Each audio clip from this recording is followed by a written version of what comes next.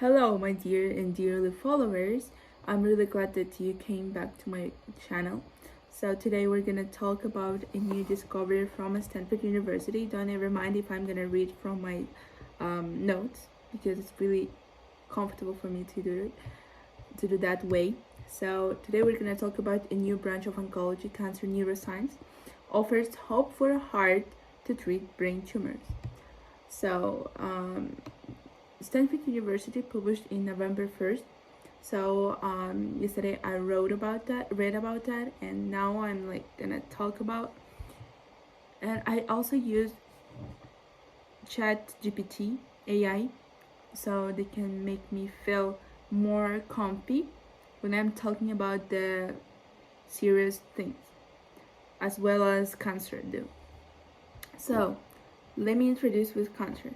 Cancer cells are really good at taking advantage of the body's normal processes. And they not only build their own roads to get nutrients from blood vessels, right? Because they can also connect to our telecommunication system, as I know. It's named as nervous system. So our nervous system, some brain cancers make actual electrical connections with nearby nerves and use their signals to help them grow, to develop, like imitated.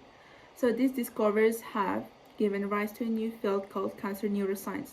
It could lead to a new treatment for deadly brain tumors using drugs originally meant for other nerve-related conditions like epilepsy. Essentially, cancer can tap into our nerves to support its growth, and scientists are finding ways to stop it because it's really hard to find a way to stop this kind of tumor mutational like nerve cells and etc. Well, cancer ability to connect our nervous system remained hidden from researchers from a long time because people often thought of cancer like an disease which can improve, like mutate. How can I say infectious disease rather than a development issue?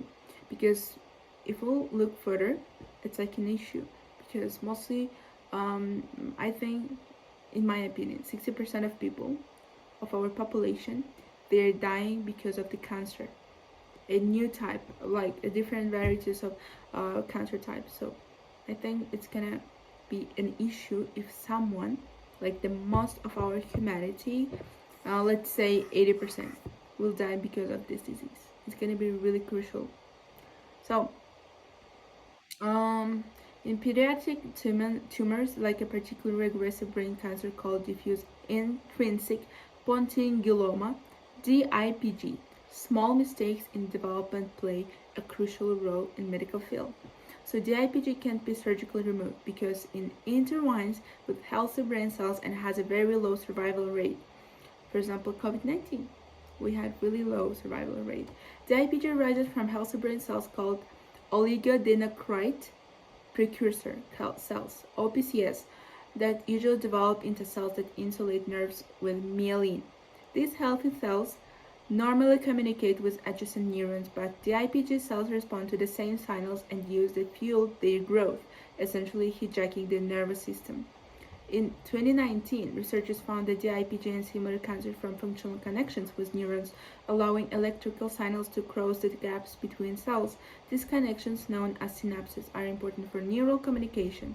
About half of all glioma cells in a tumor respond to signals from healthy neurons. So, they're showing the cancer integrates into neural circuits. The new study focuses paying more attention on tumor responses to brain-derived neurotrophic factor BDNF. So BDNF, a protein. This is a protein which is involved in brain plasticity. Tumors are BDNF just like healthy brain cells do.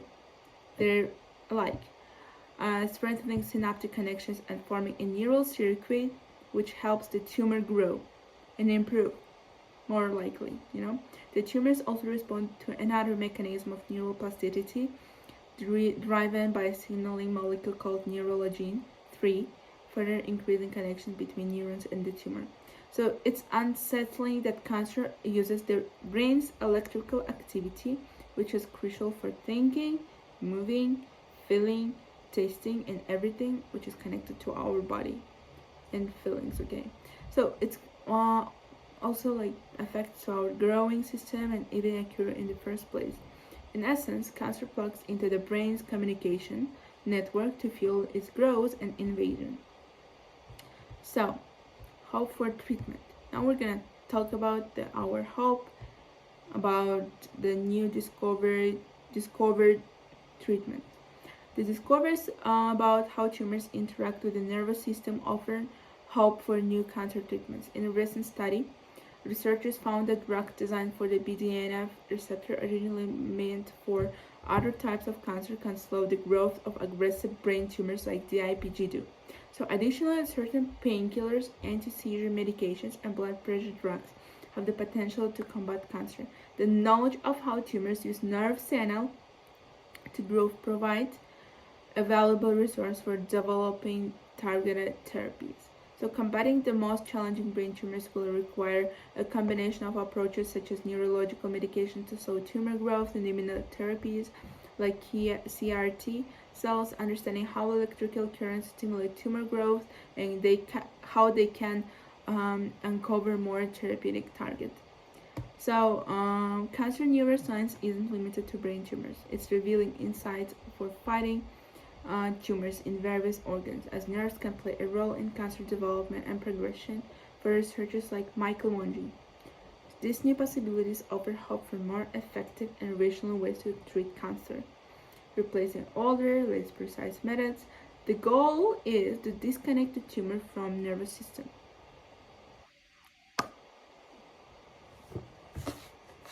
So, and the increasing understanding of the disease paves and the way for targeted treatments. Well, this research was made possible through various grants and funding sources from institutions and foundations as Stanford University. I'm really glad that we have this kind of source from Stanford, Harvard, Yale, UPenn, so then other stuff.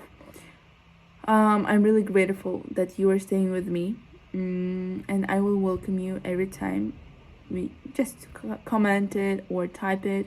I'm gonna be really glad to welcome you. So, if you want to find or, for example, to add something to my YouTube channel, make it brighter, you can just type it to my direct or I don't know to comment. I just wanted to say communications, but now. Well, I think that this research said a lot of things about cancer. So our hope for treatments, how this discovery was made from someone, from whom, and now I'm gonna talk a little about our goal in my channel. This goal was made for 8th graders and for 11th graders who cannot understand about cancer, how it's improving, and etc. So this was made using ChatGPT AI to make you feel more comfy using our just like how can I say usual language, not like researching language like academic. It's mostly about academic, but you can understand it if you want it. So the thing is that I'm gonna say, let's make the next video about not cancer, about just overall medical field, and maybe sometime I will add from my tips and tricks because I have my own story, but I cannot tell in public because I can talk about in private. So only in private. I'm gonna create my own channel where I'm gonna talk about me, my story, my feels, my feelings, my fields, and features that I did or discovered. I have a lot of things to say and to share with. So goodbye.